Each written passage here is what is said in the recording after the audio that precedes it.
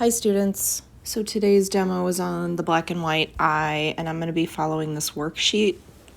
So we already have on ours a base of gray pastel that we've blended in, and we have our white outlines.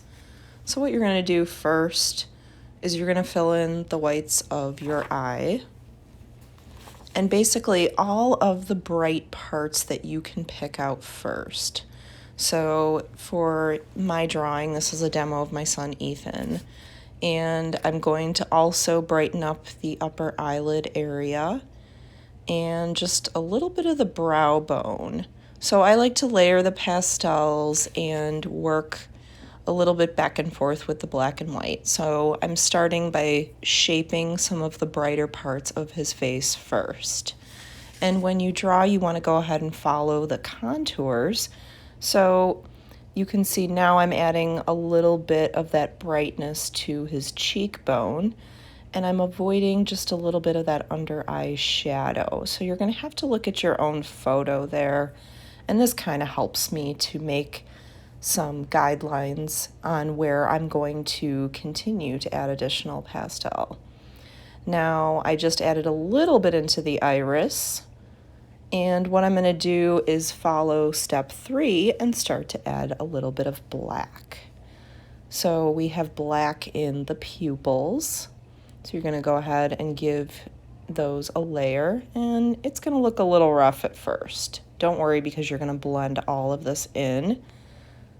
And you're going to add just a little bit inside the iris because his eyes are not white, they're actually more of like a grayish color in the black and white. Now you'll see me also adding a little bit of black just to the upper eyelid area where I can see some shadows. And then just a little bit there on the inner corner. Now you can see the crease of the upper eyelid start to become a little more defined, but my drawing as a whole still looks kind of rough.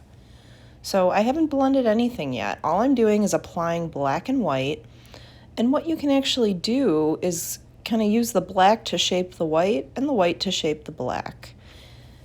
These are kind of sticky oil pastel crayons, so they're going to actually be a little bit movable. So now what I'm going to do is I'm going to use the white pastel over some of the black around the iris.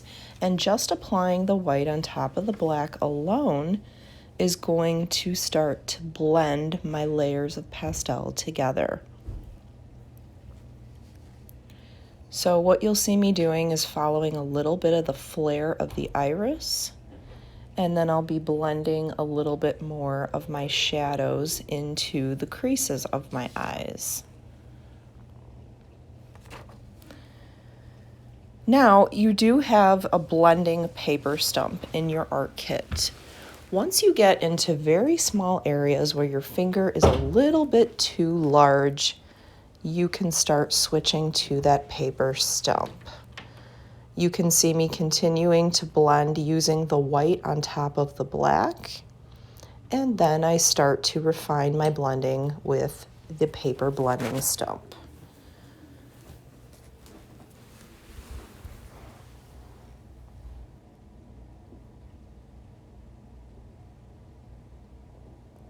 So as I do this, I follow the contour of the eye curving as I go around the eyelids. The iris has a little bit of a flare to it. And I also notice that the top of the iris has a little more shadow because of the upper eyelid. Now, once I pick up a little bit of black on my blender, I can actually use it over some of my bright white highlights to darken them to a little more of a gray. And you can see that effect a little bit on the inner corner of the eye. Now, if you feel that you go a little too far with the gray, you can actually pick up your white crayon and almost push it back. This stuff is pretty forgiving, and it's actually pretty easy to make corrections. So now you see me adding just a little bit of gray into the eye white because his eyes are not pure white. They actually have a lot of shadow in this one side of them. And then I'm going to go back in, and you can see how I'm doing that little bit of blending with the black, pushing it back with the white. And now you also want to practice a little bit of a pressure change. So if you're using your white pastel, you can practice pushing just a little bit lighter and allowing the pastel to act as a blender itself. If I want to brighten the white, I push a little bit harder, and then it will actually stick to the paper. So now you can see me using the white to shape the iris and also the blender. Go a little bit back and forth.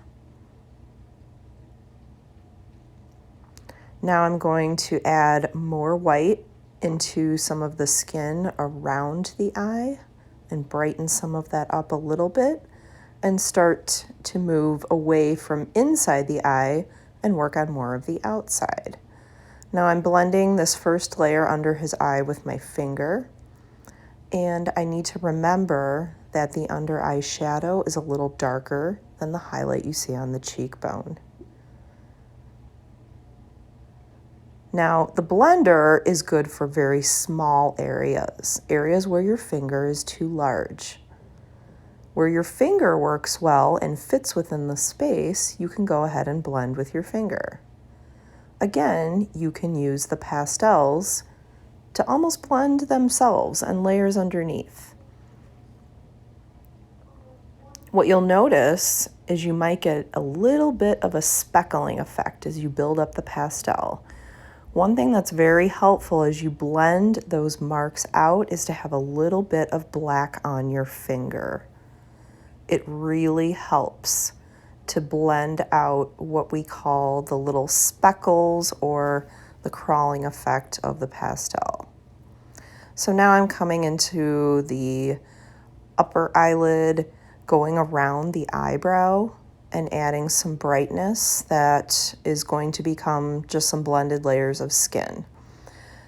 Again, I'm using the blender, and you can see that I'm almost using like a curved stroke to blend the curve of the eyelid. So again, we want to follow the contour shape of those different parts of our face. Sometimes what I'll ask you to do in class is to actually touch your brow bone and feel how it sticks out. And you want to try and curve lines to mimic kind of that popping out or that bubbling effect that you get from the bones kind of sticking out on your face, okay? So just continue to blend the skin around. Again, I use the blender for small spaces.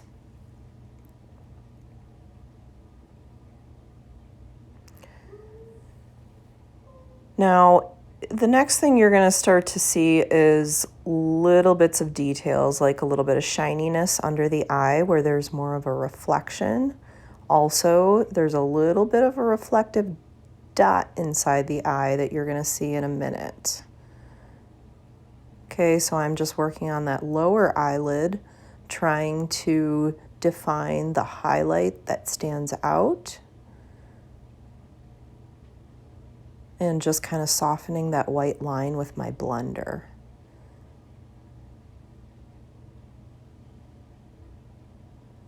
Now I'm blending the layer with my finger above the eyebrow, just to kind of push that pastel into the paper, soften the bold whiteness a little bit. Okay, so this whole process takes a while. It's a lot of back and forth. You might ruin things a little bit and feel like you need to redo it, and it's something that's doable, okay? I don't want you to think any of this is super permanent because it really is very forgiving. So I'm using my white pastel to push a lot of the black backwards, kind of open up the eye a little bit, and also I am going to now add some layers for the eyebrows.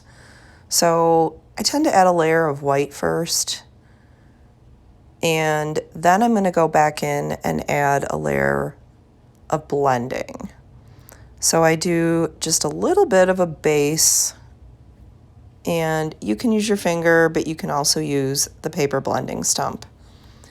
Now I'm going to go in with the black, and you can see that I'm purposefully kind of flicking my wrist a little bit and making lines.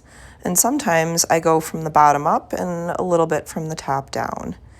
And at first, you're going to see that the eyebrows are a little bit kind of rough and chunky looking. Now, you don't want to blend the eyebrows completely to like a blurry softness, okay? You want a little bit of hair to show. So what you can do first is you can take your blending stump and you can almost just really lightly blend the first layer. So don't push super hard. And then you can almost do it again. And again, it's like a back and forth. Little bit of white, little bit of black. Little bit of white, little bit of black until you're happy with it. Okay, so the next thing you're gonna see is I'm gonna add a little bit of a shiny white dot. So I push hard and I lift straight up with the pastel, and then I can use my blender if the dot is too thick or if it's not quite a circular shape. But that dot's going to represent the shine in the eye, that reflective part that makes it look like your eye is actually wet. And it's going to make the eye look a little bit more realistic, okay? Now, if you feel like you still need to work on other parts of the eye, you can work around this little blended or actually reflective part. You can always take your fingernail, you can scrape it off and redo it if you don't feel like you did it correctly the first time, or if you accidentally blend it out. So again, oil pastel is something that is fixable and removable if you need it to be. Thank you for listening.